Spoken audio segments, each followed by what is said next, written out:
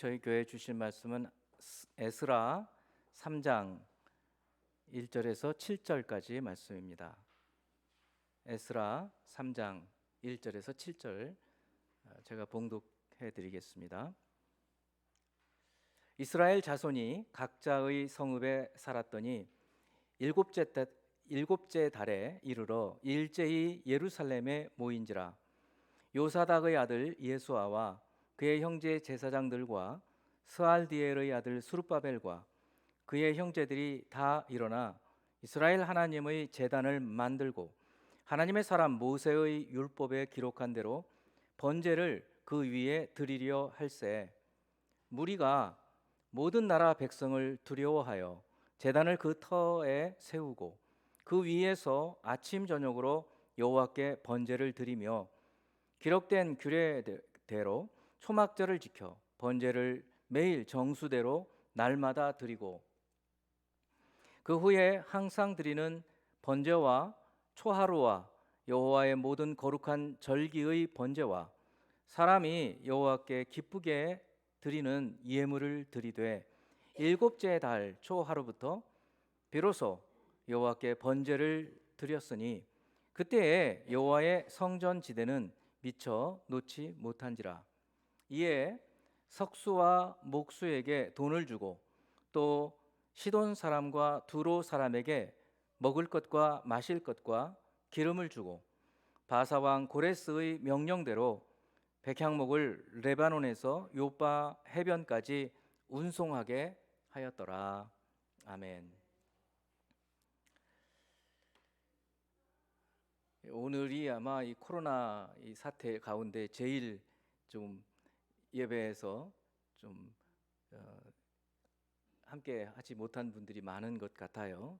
그렇지만 영상으로 많이들 예배 드릴 텐데 어떤 점에서는 오늘 말씀과 여러분 우리의 지금의 어떤 상황을 잘 생각해서 우리가 예배를 참된 예배에 대한 갈망, 갈증이라는 제목의 오늘 말씀이 굉장히 큰 의미가 있게 여러분에게 들려지기를 바랍니다. 여러분 예배 자리에 나올 때 어떤 마음을 갖고 오세요? 또 그 예배에 대한 태도는 어떤 것이어야 한다고 생각하시나요?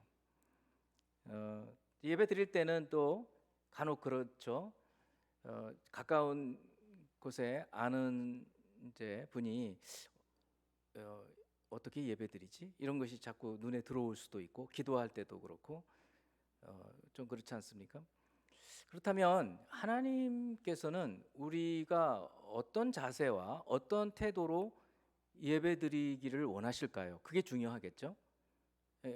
예배에 대한 바른 자세 이런 것들이 중요할 텐데 오늘 이 말씀을 통해서 같이 나눠보기를 바랍니다. 특히 오늘 본문 에스라 3장을 통해서 우리가 늘 예배 드리는데 어떤 마음과 자세로 드려야 하는지 깊이 깨닫고 앞으로 교회에서 드리는 이 주일 예배든 가정에서 가정 예배를 드리든 줌으로 또 예배를 드리든 어떤 예배든지 모든 예배의 자세 태도를 여러분들이 하나님 기뻐하시는 그런 원하시는 자세를 갖고 예배드리게 되기를 바랍니다. 먼저 오늘 본문의 이 배경을 좀 말씀을 드리고 또 본문을 보면 이제 이스라엘 백성들이 예루살렘에 모였다라고 되어 있어요. 일제히 모였다. 왜 모였을까? 이것에 대해서 말씀을 보도록 하겠습니다. 먼저 여러분 성경에서 하나님께서는 천년이 하루 같고 하루가 천년 같다 그런 말씀 듣잖아요.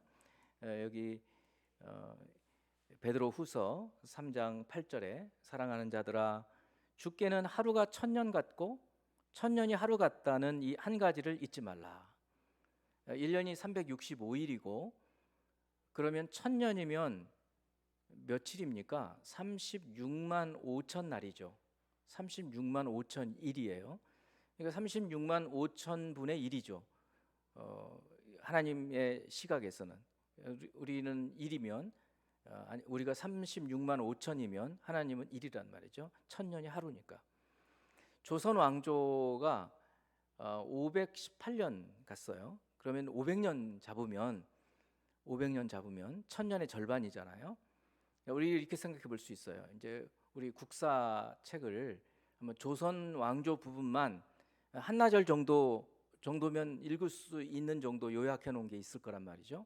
그런 게 태조 이성계부터 쭉 시작해서 마지막 왕까지 쭉 훑어 봤는데 그게 500년이 지난 거예요. 500년. 그러니까 한나절 만에 500년의 역사가 쑥 지나가는. 그렇게 생각해 보면 감이 잘 안 오죠. 어떻게 보면. 그렇지만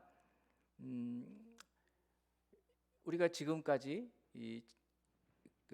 올 들어와서 1월부터 오늘이 이제 5월 8일이지만 4월 말까지 역대기까지 쭉 읽었고, 그리고 그 후에 에스라, 느헤미야, 에스더 이런 성경들도 읽어가고 있잖아요. 그러니까 창세기, 출애굽기, 레위기, 민수기, 신명기, 여호수아, 사사기, 룻기, 사무엘상, 사무엘하, 열왕기상, 열왕기하, 역대상, 역대하. 사실 역대하 부분까지 이스라엘 왕국의 역사가 끝나는 거예요. 예, 그걸 잘 알아야 돼요. 성경으로 보면 한 3분의 1도 안 되거든요. 그런데 벌써 그 시기쯤 되면 역사가 끝나는 거예요. 왕국은 없어졌어요. 그리고 시기도 구약의 거의 마지막 부분인 거죠. 우리가 그걸 알아야 되는데, 사실 우리는 지금 4개월, 한 120일 지나는 4월 말까지만 지금 본다고 한다면, 그 120일 동안 창세기에 하나님 천지 창조부터 주전 한 500년까지의 이야기를 다 훑어온 거예요. 그러니까 우리가 이렇게 성경을 쭉 읽어가기 시작하면 어떤 시각을 갖게 되냐면, 하나님께서 가지시는 그런 시각, 1000년이 하루같이 그런 시각을 가질 수가 있죠. 왜냐하면 하나님이 이렇게 역사를, 천지도 만드시고 또 한 사람을 불러서 한 민족을 만들고 그 민족을 단련시키시고 그 민족이 하나님 뜻을 온전히 행하지 못하니까 징계를 하시고 무너뜨렸다가 다시 포로에서 돌아오게 하시고, 그리고 이제 예수님이 등장을 하시는 신약, 이제 그렇거든요. 그러니까 우리가 성경을 읽어갈 때 이런 시각으로 보게 되면 하나님의 시각으로 역사를 볼 수 있고, 그렇게 되면 점차 어떻게 되면 영원의 시각으로 우리가 인생도 볼 수 있고 하나님을 경배할 수 있게 되는 거죠. 우리가 부활하면 우리가 영생한다고 그러잖아요. 영생해서 영원히 산다고 그러는데 이게 감이 안 오는 겁니다. 그런데 만일에 우리가 하나님의 시각으로 성경을 이렇게 읽어가면서 하나님은 이런 뜻으로 역사를 주관해 오시는구나. 특별히 이 우리나라 역사 같은 경우는 그렇지 않지만 이스라엘의 역사는 하나님 중심이란 말이죠. 우리나라 성경에 우리나라 역사에 하나님이 이렇게 하셨다는 한 구절도 없죠. 그러나 성경은 다르단 말이에요. 자, 이제 역대하 마지막 부분이에요. 역대하가 36장까지 있는데 23절까지예요. 17절에서 21절을 먼저 보도록 하겠어요. 여기까지가 이제 이스라엘 왕국이 끝나는 때예요. 하나님이, 자 보세요, 이스라엘이 망하는데 누가 망하게 하시느냐면 하나님이 망하게 하시는 거예요. 이게 이스라엘 역사의 특징이에요. 세상의 어느 나라 역사도 이렇게 기록을 하지 않아요. 그런데 하나님은, 이스라엘이라는 나라는 하나님이 특별히 이 땅에 하나님의 나라를 세우기 위해서 특별히 구약 시대에 한 나라를 세우신 거예요. 그래서 하나님이 갈대아가 어디냐면 바벨론을 말합니다. 바벨론 갈대아 왕의 손에 그들을 다 넘기심에, 유다 백성들을 다 넘기셨다는 거예요. 왕이 와서 그들이 성전에서 칼로 청년들을 죽이며 청년 남녀와 노인과 병약한 사람을 긍휼히 여기지 아니하였으며, 또 하나님의 전의 대소 그릇들과 여호와의 전의 보물과 왕과 방백들의 보물을 다 바벨론으로 다 가져가 버렸어요. 그러니까 성전에 있던 금으로 된 그릇들, 기구들 이런 것들은 다 가져가 버린 거예요. 그리고 또 하나님의 전을 불사르며 그랬어요. 성전을 다 불태워 버렸어요. 성전은 다 나무로 솔로몬 왕이 백향목에다가 금을 입혀 가지고 도금을 해 가지고 지은 거거든요. 그러니까 그 안에 있던 기구들은 가져가고 나머지 이 건물은 다 불태워 버렸어요. 그러니까 완전 폐허가 돼 버려요. 또 하나님의 전을 불사르며 예루살렘 성벽을 헐고, 이거는 이제 성이 있는데 그 성전 바깥에 성이 예루살렘 성이 있는데 그 벽을 다 헐어버리는 거예요. 그들의 모든 궁실을 불사르며 그들의 모든 귀한 그릇들을 부수고 칼에서 살아 남은 자를 그가 바벨론으로 사로잡아 가고 포로로 끌고 가는 거죠. 무리가 거기서 갈대아 왕과 그의 자손의 노예가 되어 바사국이 통치할 때까지 이르니라. 여러분, 이 바사라는 나라는 생소하죠, 여러분. 근데 이 세계사에서는 바사가 뭐냐면 페르시아예요. 페르시아. 바사, 피읍, 시옷, 페르시아 같잖아요. 퍼시아.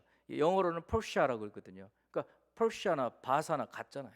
같은 나라예요. 페르시아. 오늘날의 이란.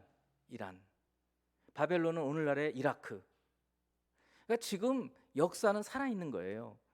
그래서 이 페르시아가, 바사가 바벨론을 무너뜨리고 난 다음에 페르시아의 왕이 바벨론의 포로로 와 있던 유다 백성들을 다시 본국으로 돌아가게 해요. 단순히 그냥 너희 나라로 돌아가라 이렇게 할 정도가 끝이 아니고 어떻게 하느냐면 가서 너희 성전을 지으라고 그래요. 놀랍지 않아요? 성전을 지으라. 21절, 이에 토지가 황폐하여 땅이 안식년을 누림같이 안식하여 70년을 지냈으니, 이게 70년 동안 포로 생활을 하는 거예요. 우리가 일본에 의해서 36년 압박을 받았는데, 통치를 받았는데 그거에 배가 되죠. 배. 그 기간 동안에 바벨론의 포로가 되었다가 페르시아 왕국이 바벨론을 무너뜨리자 그 페르시아의 초대 왕이 포로에서 돌아가게 하면서 놀라운 얘기를 하는 거예요. 가서 너희 성전을 지으라. 여호와께서 예레미야의 입으로 하신 말씀이 이루어졌더라. 이게 성경의 이스라엘 역사의 특징이에요. 이스라엘 역사를 사람의 관점으로 얘기하지 않아요. 하나님이 무너뜨리고 하나님이 포로로 끌고 가게 하시고 하나님이 포로로 다시 돌아오게 하셨다는 거예요. 모든 역사의 주관자가 하나님이시라는 것을 성경은 우리에게 보여주고 있어요.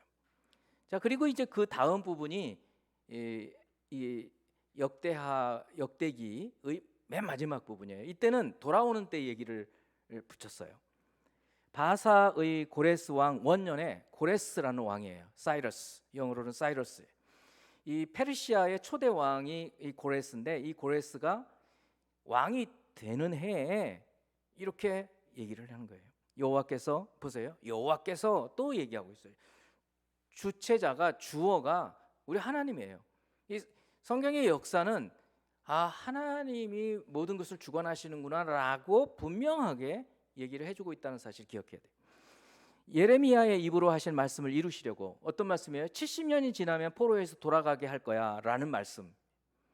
여호와께서죠, 바사의 고레스 왕의 마음을 감동시키심에, 그러니까 페르시아 왕의 마음을 감동시키셔서 이 사람들 보내야 되겠다, 이 사람들 고국으로 돌아가서 자기네 신을 섬기도록 해야 되겠다, 그 성전도 짓게 해야 되겠다라고 마음을 먹게 하신 분이 하나님이시라는 거예요.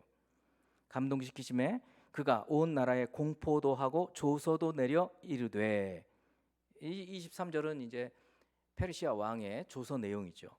바사 왕 고레스가 이같이 말하노니 하늘의 신 여호와께서, 이 사람이 조서 내용에 이렇게 썼던 거예요. 여호와께서 세상 만국을 내게 주셨고 나에게 명령하여 유다 예루살렘에 성전을 건축하라 하셨나니 너희 중에 그의 백성된 자는 다 올라갈지어다. 너희 하나님 여호와께서 함께 하시기를 원하노라 하였더라. 여기까지가 역대기의 끝이에요. 놀랍죠, 놀라워. 이 시각으로 보면, 야, 어떻게 세상의 역사 중에 하나님이 이렇게 하셨을까? 이게 성경의 관점인 거예요. 우리는 이 관점으로 이스라엘의 역사도 볼 뿐만 아니라 또 세상의 모든 나라들의 역사도 하나님의 손에 있구나. 거기서 그치지 말고 나도 그렇구나. 사람이 마음으로 자기의 길을 계획할지라도 그 걸음을 인도하시는 분 누구셔요? 하나님이신 거예요. 그러니까 내가 많은 계획을 세워도 그것이 성공할지 실패할지 이쪽 길로 갈지 저쪽 길로 가게 될지는 하나님이 이끄신다는 거예요. 그래서 이 역사, 지금 오늘 에스라 3장을 보는데 여기까지 오기까지의 창세기로부터 지금까지의 역사를 하나님이 주관해 오셨다.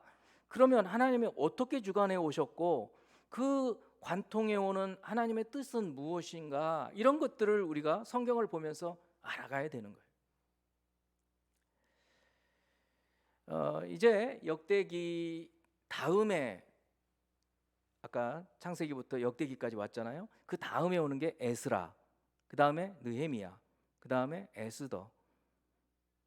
여기까지가 구약 성경의 역사서라고 하죠.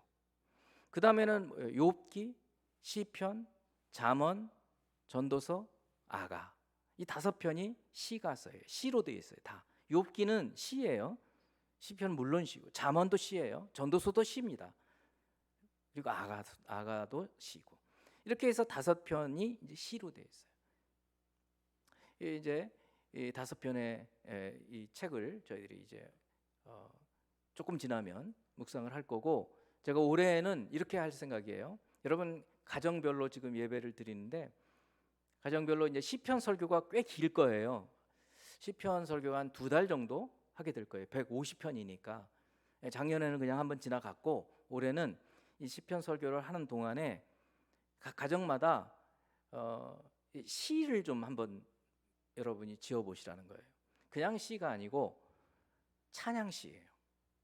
시편을 묵상해 가면서 설교를 들은 내용도 괜찮고 어떤 것이든지 하나님, 주님을 찬양합니다. 이런 그 다윗의 시편들 쭉 보시면 아주 짤막하게 혹은 여러분의 어떤 경험 이런 것들을 넣어서 시를 해서 상을 드리려고 해요.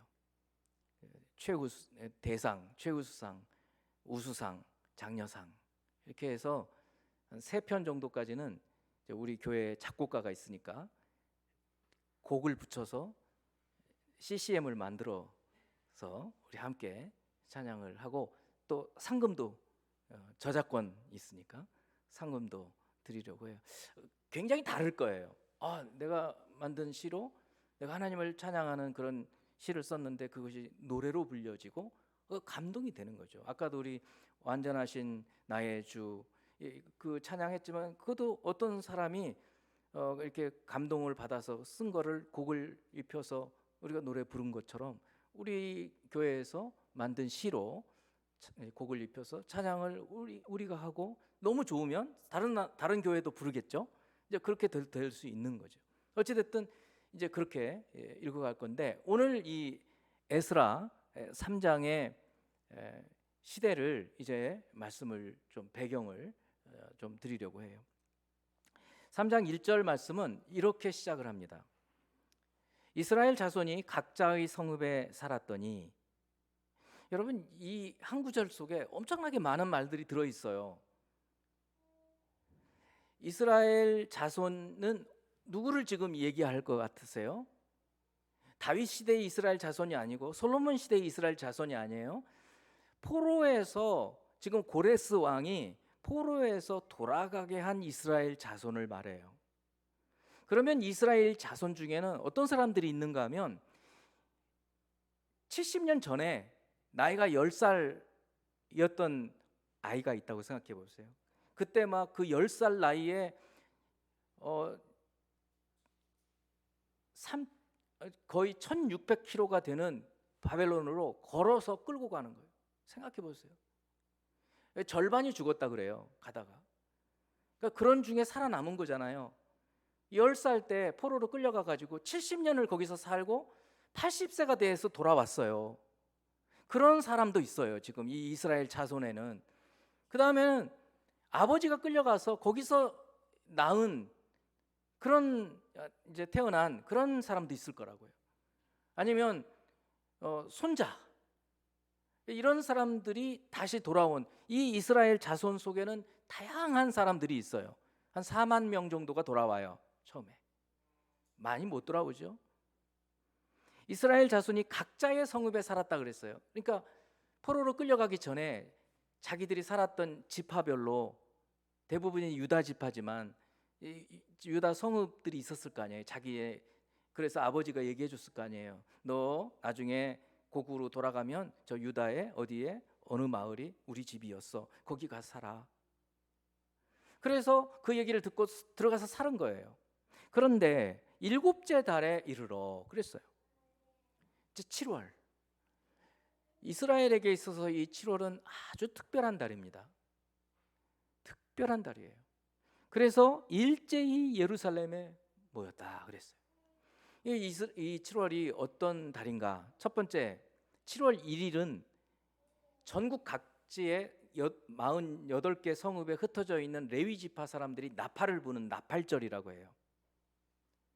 나팔을 막 불러요. 그러면 동네 사람들이 어디서 나팔 소리가 들려? 아, 지금이 7월 1일이구나 알아요. 이 나팔은 훗날 예수님 재림하실 때 천사들이 부를 거예요. 나팔 불 때 주님 다시 오신단 말이에요. 그 의미가 연결이 되는 거예요. 그리고 왜 나팔을 불렀는가? 그 나팔 분 날부터 열흘째 되는 때 7월 10일 7월 10일이 대속죄일이에요. 그럼 대속죄일은 무슨 날인가? 예루살렘에 있는 성전에 지성소가 있는데 그 지성소는 1년에 딱 한 번 하루 이 대속죄일에 대제사장만이 들어갈 수 있어요. 짐승의 피를 받아서 그 대속죄일에 지성소에 들어가서 그 언약궤 위에 속죄소에 피를 뿌리면서 1년 동안 이스라엘 백성들의 죄를 용서받는 날이에요. 그러니까 용서받는 날이에요. 죄의 사함을 받는 날이에요. 그러니까 나팔을 불면 이제 조금 있으면 우리가 죄에서 용서받겠구나 하는 것을 기다리는 거예요. 천사가 나팔을 불고 예수님이 오실 때 우리는 이제 천국으로 올라가서 살겠구나. 우리 모든 이 무거운 짐들을 다 버리고 그런 사인인 거예요. 그게 7월 10일 대속죄일.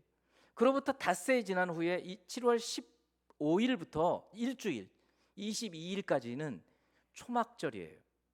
이스라엘 백성들이 40년 동안 광야 생활을 하면서 초막에서 살았던 그거를 기억하라고, 하나님의 인도하심을 기억하라고 7일 동안 오늘날에도 이스라엘 백성들이 초막절을 지켜요.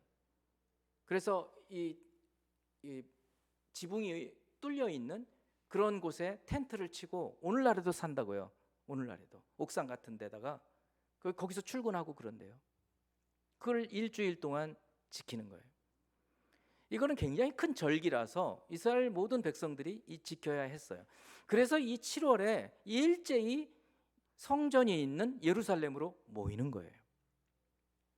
이것이 오늘 본문의 배경, 그리고 왜 7월에 예루살렘에 모였을까 하는 그 이유가 되는 거예요. 이제 두 번째, 이 오늘 본문을 통해서 저는 여러분들께 아까 처음 시작할 때 여러분 예배 드릴 때 어떤 마음 자세, 어떤 태도를 가지고 예배를 드리는가 그 얘기를 말씀을 드렸는데, 구약에서의 예배의 특징이 있고 신약의 예배의 특징이 있어요. 그거를 좀 말씀을 드려요. 먼저 구약의 예배에 대해서 말씀을 드리려고 해요. 포로에서 돌아온 사람들이 7월에 예루살렘으로 일제히 모인 이유는 예루살렘에 있는 성전에서 하나님께 예배드리기 위함이었어요. 그런데 여러분, 지금 에스라 이 3장 이 시기에 성전이 있나요? 없나요? 성전이 없어요. 다 불태워졌어요. 그리고 돌만 남아 있는, 그냥 돌 무더기만 남아 있는 거예요. 그래서 포로에서 돌아온 이 사람들이 제일 먼저 하는 일은 성전을 지으려고 하는 일이에요. 그래야만 예배를 드릴 수 있어요. 이게 구약의 예배의 특징이에요. 구약의 예배의 특징 두 가지를 딱 말씀을 드리면, 첫 번째는 성전, 두 번째는 제사예요. 구약에서 성전 아닌 곳에서 예배 드리면 안 돼요. 그래서 산당 예배에 대해서 하나님은 아주 싫어하신다고요. 아무 데서나 가서 막 예배 드리는 것을 기뻐하지 않으셨어요. 그래서 성전, 두 번째는 제사예요. 짐승을 잡아서 피를 흘려서, 우리 제사 생각하시면 안 돼요. 우리 부모한테 뭐 이렇게 제사하는 그런 방식이 아니에요. 짐승을 잡아서 피를 흘려서 속죄하는 이 희생 제사, 이거를 말하는 거예요. 이것이 구약의 예배의 특징이에요. 이것이 아니면 예배라고 얘기할 수가 없어요, 구약 시대에는. 자, 이제 포로에서 돌아온 이 사람들이 어떤 일을 하는지 한번 본문을 설명을 해가면서 말씀을 드릴게요. 요사닥의 아들 예수아. 자, 포로에서 돌아온 포로 귀환 공동체의 지도자 두 사람이 나오는데, 한 사람은 예수아, 여호수아라고도 해요. 이름이 같은 이름이에요. 또 한 사람은 스룹바벨, 두 사람이에요. 이 사람들이 1차로 포로에서 돌아온 포로 귀환 공동체의 지도자예요. 예수아는 대제사장이고 스룹바벨은 총독이에요. 자, 보세요. 요사닥의 아들 예수아와 그의 형제 제사장들과, 자, 그의 형제 제사장들이니까 예수아는 제사장이죠. 대제사장입니다. 스알디엘의 아들 스룹바벨과, 이 스룹바벨은 마태복음 1장에 보면 예수님의 족보에 나와요. 이 사람 이름이 유다 지파 왕족이에요. 왕족. 스룹바벨과 그의 형제들이 다 일어나 이스라엘 하나님의 제단을 만들고, 여기 맨 처음에 지금 포로에서 돌아와서 맨 처음에 하려고 하는 일이 성전을 지어야 되는데, 성전 짓는 일이 쉽지 않아요. 그러니까 성전은 못 지어도 제일 먼저 쉽게 할 수 있는 일은 번제단을 만드는 거예요. 여러분, 지금까지 우리 제 설교를 잘 들어오신 분들은 레위기쯤 민수기쯤 와서 성막을 우리가 배웠어요. 그리고 성막에 성막 앞에 딱 들어가면 노스로 만든 제단이 있었어요. 노스로. 길이 넓이 약 3m 정도, 높이는 1.5m 정도 되는 굉장히 크죠. 굉장히 커요. 그리고 석쇠도 그 안에 있고, 그래서 어떻게 얘기했어요? 이 제사를 드릴 때 죄 지은 사람이 짐승 가지고 오면 안수하고 자기가 목을 찔러서 피를 받아서 제사장한테 피를 드리고, 그러면 제사장이 그 피를 제단 아래에다가 뿌렸다 그랬어요. 그리고 자기가 그 껍질을 벗기고 각을 뜨고 다 씻어서 제사장한테 드리면, 제사장은 그 짐승의 고기라든가 뭐 정강이 뭐 이런 것들을 다 이 번제단 위에다가 드려서 불로 태워 드렸어요. 이게 제단이에요. 이게. 그래서 향기로운, 이 고기 타는 냄새가 향기롭잖아요. 향기로운 냄새로 하나님께 예배드리는, 이게 구약 시대의 예배 방식이었어요. 피를 흘려야 돼요. 피 흘림이 없으면 죄 사함이 없다 그랬어요. 이렇게, 이게 제단이에요. 이거를 먼저 만들었어요. 노스로. 다시 한번 봅니다. 2절. 예수아와 스룹바벨과 그의 형제들이 다 일어나 이스라엘 하나님의 제단을 만들고 하나님의 사람 모세의 율법에 기록한 대로 번제를 그 위에서 드리려 할세. 포로에서 돌아온 사람들이 맨 먼저 하는 일이 예배인데, 구약의 예배 방식은 이렇게 하는 거예요. 3절. 무리가 모든 나라 백성을 두려워하여 제단을 그 터에 세우고, 원래 있던 제단 터에다가 제단을 세운 거예요. 그 위에서 아침 저녁으로 여호와께 번제를 드리며, 이게 다 벌써 우리가 레위기 민수기 이런 데에서 꼼꼼하게 읽어보신 분들은 어떻게 제사를 드렸는지를 알 수 있어요. 이게 나와요. 상번제, 항상 드리는 번제라고 해서 상번제, 아침에 어린 양 한 마리, 저녁에 어린 양 한 마리, 매일매일 이렇게 번제를 드렸어요. 매일매일. 그리고 안식일에는 또 마리수가 다르고, 초막절에는 또 다르고, 이게 다 달랐어요. 4절. 기록된 규례대로 초막절을 지켜 번제를 매일 정수대로 날마다 드리고, 이 7월 달이니까 초막절이 있다 그랬어요. 초막절 첫날에는 이 마리수가 달라요. 첫날에는 오전에는 뭐 3마리, 오후에는 7마리 이런 식으로 해서 숫자가 줄어들어가기 시작하고 나중에는 거꾸로 되고 이제 그렇게 되는 아주 정교한 이 정수대로 이 초막절에 이렇게 번제를 드렸다는 거예요. 다른 거는 지금 할 수가 없어요. 성전이 없어요. 그러니까 번제단만 만들어 놓고 거기서 번제를 드리면서 예배를 드린 거예요. 그 후에는 항상 드리는 번제, 상번제라고 그랬어요. 초하루 월삭이라고 그래요. 첫 번째 날 또 예배 드렸어요. 여호와의 모든 거룩한 절기의 번제, 사람이 여호와께 기쁘게 드리는 예물, 이거는 자원 제물이라고 해서 서원할 때라든가 감사 예물이라든가 이런 거를 말하는 거예요. 자, 일곱째 날 초하루에 일곱째 달 초하루부터 비로소 여호와께 번제를 드렸으나 그때에 여호와의 성전 지대는 미처 놓지 못한지라. 그러니까 성전은 지금 지대가 뭐예요? 기초지, 기초.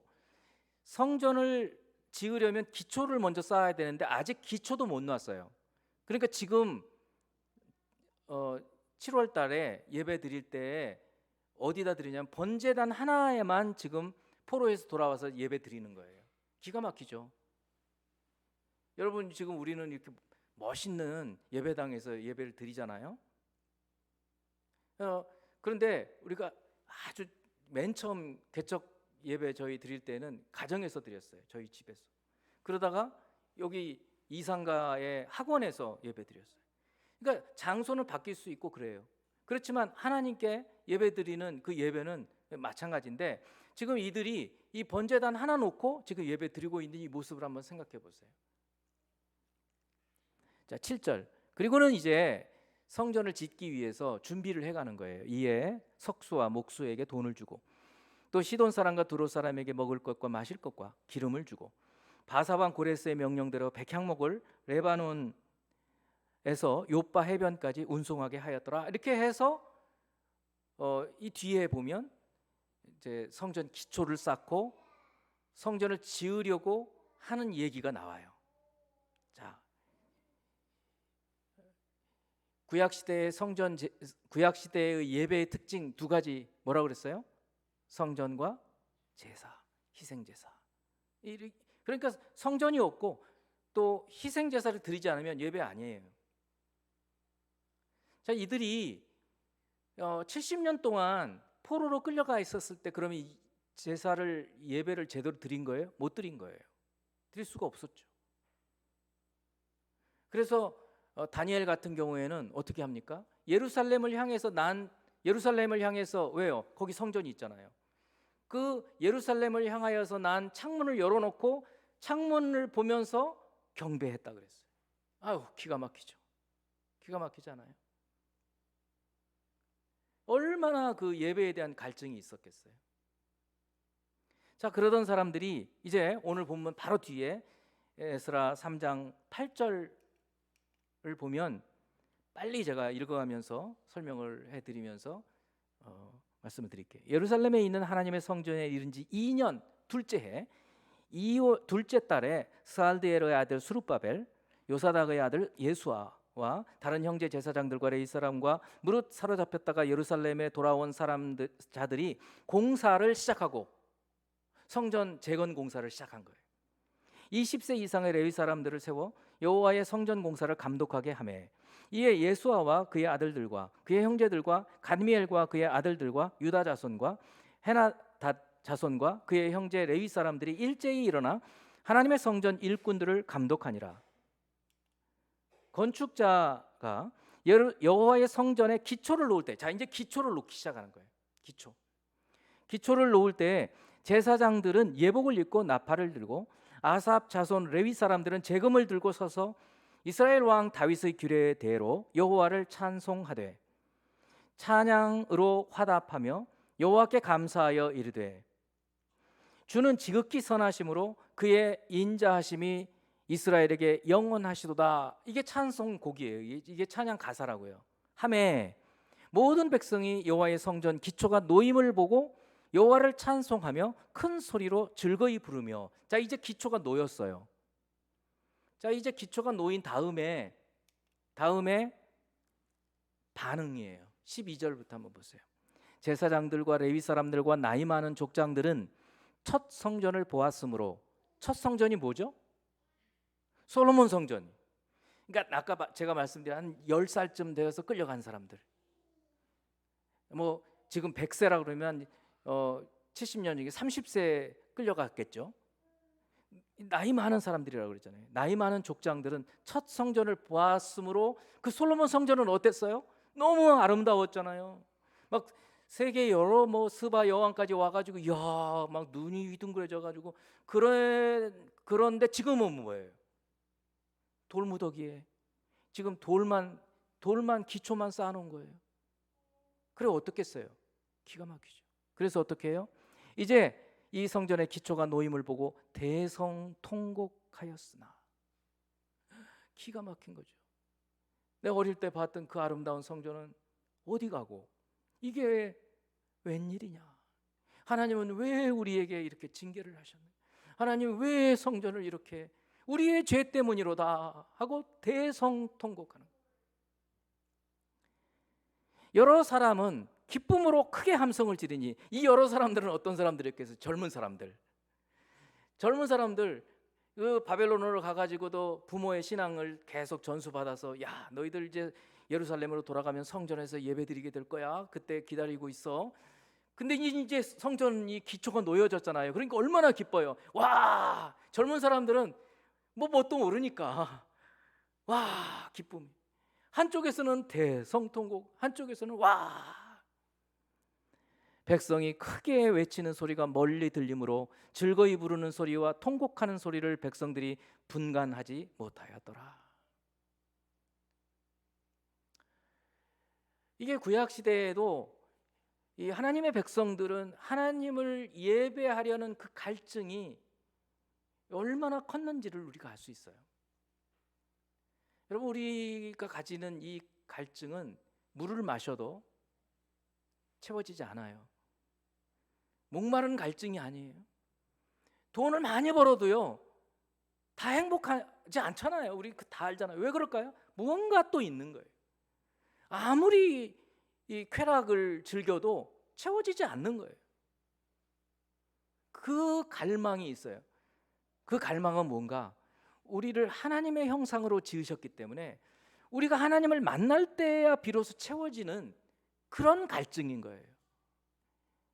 그래서 이 하나님을 예배함으로 하나님을 만나는 그때에서야 비로소 어디 다른 곳에서도 채워지지 않는 그 만족감, 그걸 우리는 은혜라고 그러죠. 은혜. 아, 오늘 은혜 받았어요. 은혜 받았어요.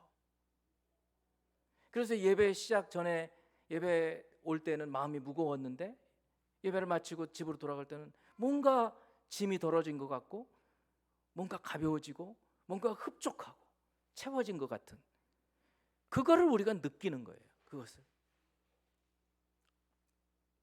여러분, 이 지금 기초를 놓은 이 성전, 그리고 나중에 중지됐다가 다시 중단됐다가 다시 완공이 되는 이 성전은 제2성전이라고 하고, 아까 지도자 중에 이름 스룹바벨 이름을 따서 스룹바벨 성전이라고 해요. 제1성전은 솔로몬 성전, 제2성전은 스룹바벨 성전. 예수님께서 오실 때에 그 헤롯이라고 하는 왕이 이 스룹바벨 성전을 증축해요. 46년 동안에 멋지게 만들어 놔요. 그런데 예수님께서, 우리 아시잖아요, 성전에 들어가셔서 장사하는 사람들의 상을 막 뒤집어 엎으시잖아요. 이 성전이 장사치의 소굴이 되어버렸다. 강도의 소굴이 되었다. 이 더러워진 성전에 대한 분노.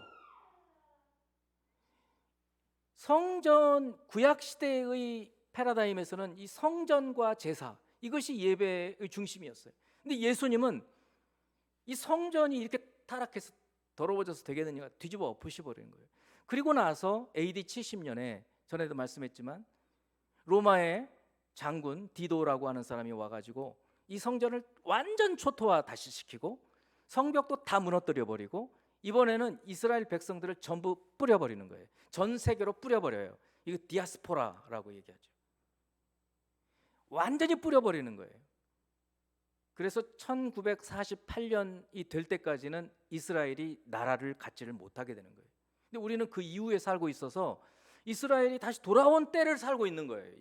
기가 막힌 역사의 어떤, 그리고 트럼프 때 70년 포로에서 다시 이스라엘이 나라를 되찾은 이제 70년 때에 예루살렘을 다시 수도로 했잖아요. 그런 시대에 우리가 살고 있는 거예요. 그 성전은 이제 구약 시대 때의 기능을 다 한 거예요. 예수님께서 엎어버리신 거예요. 그러면 이제 예수님께서 오셔서 신약의 예배, 신약 시대의 예배는 어떻게 드려야 하는가? 주님은 우리에게 말씀해 주셔요.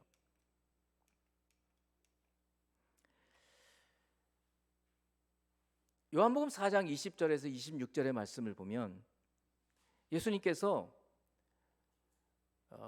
예루살렘에서 갈릴리로 올라가시다가 사마리아 성으로 가셔요. 유대인들은 사마리아 성을 안 가는데 아주 그냥 혼혈족이라고 더럽다고 개 취급해서 안 가는데 예수님은 거기 들어가셔서 그것도 여인을 만나는 거예요. 수가라고 하는 성에 수가성 여인을 만나요. 그래서 이제 이 부분은 예수님과 그 수가성 여인과의 대화예요. 근데 놀랍게도 바로 이렇게 비천한 여인에게 주님은 이 신약 시대에 우리가 어떻게 예배를 드려야 할지에 대해서 가르쳐 주고 계시는 거예요. 놀라운 일이에요. 비난한, 아주 비천한, 스스로 생각할 때는 완전히 망가졌다고 생각하는 그 여인에게 어떻게 예배를 드려야 되는지. 여자가 이렇게 말합니다. 우리 조상들, 대화가 좀 진행이 돼요. 다 긴데 우리 조상들은 이 산에서 예배하였는데 지금 사마리아에 있는 산이에요. 당신들의 말은 예배할 곳이 예루살렘에 있다 하더이다. 아까 봤잖아요. 구약의 예배는 예루살렘의 성전에서 희생 제사를 드려야 하는, 그렇게 예배를 드려야 하는데 우리 사마리아 사람들은 이 사마리아 이쪽에 있는 산에서 우리 나름대로 예배를 드렸어요. 그 얘기를 하는 거예요. 예수께서 이르시되 여자여 내 말을 믿으라. 이 산에서도 말고 예루살렘에서도 말고 너희가 아버지께 예배할 때가 이르리라. 이제는 장소가 중요하지 않다는 거예요. 이제는 성전이 있느냐 없느냐 이것이 중요하지 않다라는 거예요. 너희는 알지 못하는 것을 예배하고 우리는 아는 것을 예배하는, 이건 굉장히 중요한 일이에요. 우리가 예배할 때 아느냐 모르느냐 이거 대단히 중요하다고요. 하나님 말씀을 알고 예배를 하는지 모르고 예배를 하는지. 예수님은 그래서 진리에 대해서 얘기하시는 거예요. 너희는 그냥 풍속대로 너희 마음대로, 북이스라엘이 그랬잖아요. 우상 만들어 놓고 거기다 예배했잖아. 근데 그렇게 예배해서는 안 되는 거예요.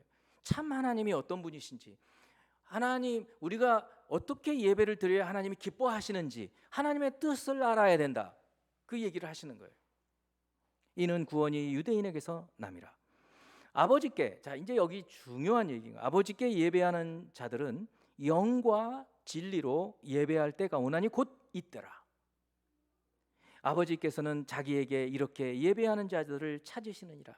영과 진리로 예배하라는 거예요. 우리는 많이 들었는데 이 영과 진리로 예배한다는 게 도대체 무엇일까? 오늘 조금 풀어서 제가 말씀을 드리려고 해요. 그 다음 말씀 더 중요해요. 하나님은 영이시니 예배하는 자가 영과 진리로 예배할지니라. 다시 반복해요. 자, 그러면 하나님은 영이에요. 육체가 아니시라고요. 근데 영이신 하나님이 육체를 입고 오신 분이 예수님이시죠. 그런데 항상 그렇게 육체를 입고 계시지 않죠. 이제는 성령으로 우리 가운데 계시지만 하나님은 영이시라는 거예요. 그런데 영이시기 때문에 예배하는 자가 어떻게 예배해야 되냐면 영과 진리로 예배해야 한다. 여기서 이 영을 해석해서 어떤 분들은 성령이라고도 얘기하고 또 어떤 분들은 사람의 영이라고도 얘기하는데, 앞에 하나님이 영, 성령이신 거죠. 영이시기 때문에 뒤에 영은 우리의 영이라고 생각하는 것이 더 자연스러워요.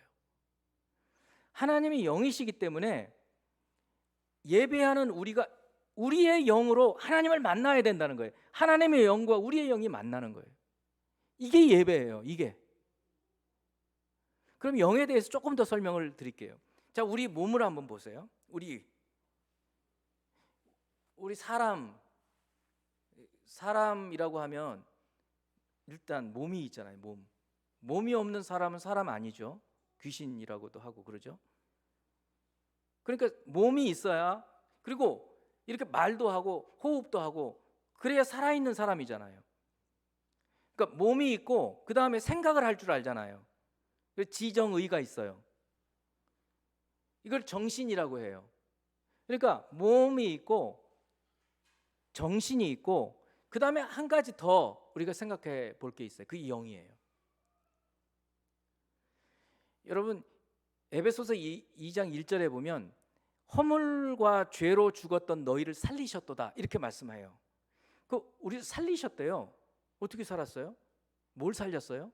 영을 살리셨다는 거예요. 그래서 그 전까지는 하나님을 모르고 살아요. 그냥 우리의 정신으로만 살아요. 몸 갖고. 그러다가 예수 믿으면서 예수께서 우리의 죽었던 영을 살리신 거예요. 하나님에 대한 감각이 죽어버렸어요. 근데 그 영을 살리신 거예요.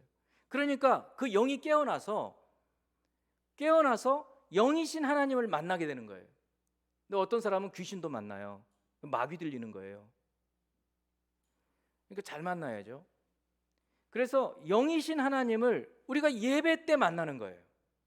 그러니까 우리가 예배 때 몸으로 와서 앉아 있어야 하지만 중요한 것은 우리 가운데 예수 믿음으로 살아난 영이 예배 시간에 하나님을 만나야 되는 거예요. 이렇게 예배드리라는 거예요. 하나님은 영이시니 예배하는 자가 영과 영으로 만나요. 그래서 저희 찬양할 때 영으로 찬양하자 그런 얘기 하잖아요. 우리 영으로, 목소리로만이 아니라. 그 다음에 진리로 예배하라 그런 거예요. 진리는 뭐예요? 하나님 말씀이기도 하고 하나님의 뜻이기도 하죠. 그러니까 예배할 때 하나님의 뜻을 따라서 예배하라는 거예요. 예배에 대한 하나님의 뜻, 지금 제가 말씀드리고 있어요. 구약시대에 예배에서 중요했던 것은 성전이 있어야 되고 희생제사를 드려야 했다. 그렇게 해서 하나님과 화목하고 사람들과 화목하고 속죄하고 이런 예배를 드렸어요. 신약시대에 예수님이 오셔서는 이제는 성전은 우리가 성전이, 예수님 살아계실 때는 예수님이 성전이었어요. 예수님 승천하시고 나서는 우리를 성령이 거하시는 성전이라고 얘기하셔요. 그러니까 이제는 중요한 것은 영이에요.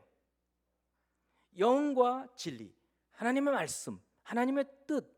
예배 때 하나님의 뜻, 하나님의 진리의 말씀을 생각하지 않으면 그건 제대로 드리는 예배가 아닌 거예요. 이렇게 예배 드리라는 거예요. 자, 이 예배는 오늘 같은 주일 예배, 여러분 대면에서 계시는 분들이나 가정에서 온라인으로 드리는 분들이나 어떤 분들이든지 오늘 이 예배를 드릴 때 똑같아요. 장소가 중요한 게 아니에요. 영으로 드리라는 거예요. 이 예배를 드리면서 하나님을, 내 영이 하나님과 만나는 체험, 이때 은혜를 누리는 거예요. 이때 그 갈증들이 해소가 되는 거예요. 의식적으로 생각을 해야 돼요. 그걸 기도로 해야 돼요. 내 영혼이 주님을 만나도록. 그래서 시편에 보면 시편 42편에 이렇게 얘기하고 있어요. 하나님이여 사슴이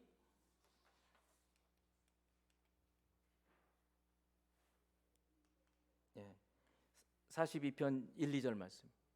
하나님이여 사슴이 시냇물을 찾기에 갈급함 같이 내 영혼이, 우리 성경에 영혼이 되어 있지만 여기가 영이에요. 영. 내 영이 주를 찾기에 갈급, 막 우리가 막 갈증이 있어요. 막 물을 좀 마시고 벌컥벌컥 마시잖아요. 그런 것처럼 내 영혼이 너무 목말라 있어요. 어떤 것으로도 만족이 없어요. 돈도 좀 있고 뭐 즐겁게 살 수 있어요. 그런데도 만족함이 없어요. 왜 그래요? 우리 영의 갈증을 느끼는 거예요.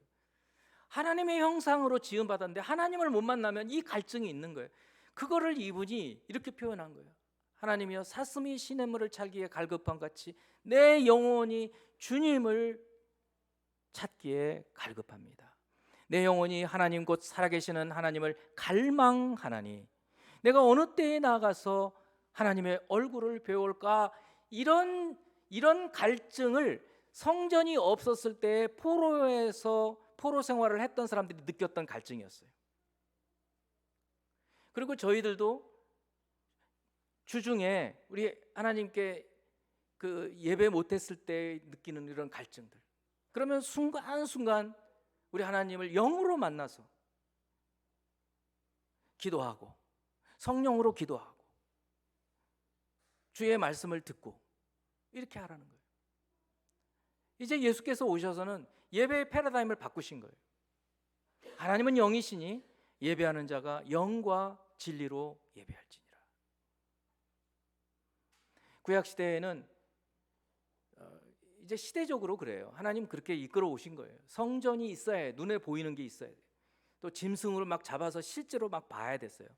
근데 그들에게는 이 내적인 이 영에 대한 감각이 부족했던 거죠. 그래서 영, 사마리아 사람들에게는 진리가 없었어요. 그래서 진리, 이 두 가지가 다 있어요. 영과 진리로 예배할지니라.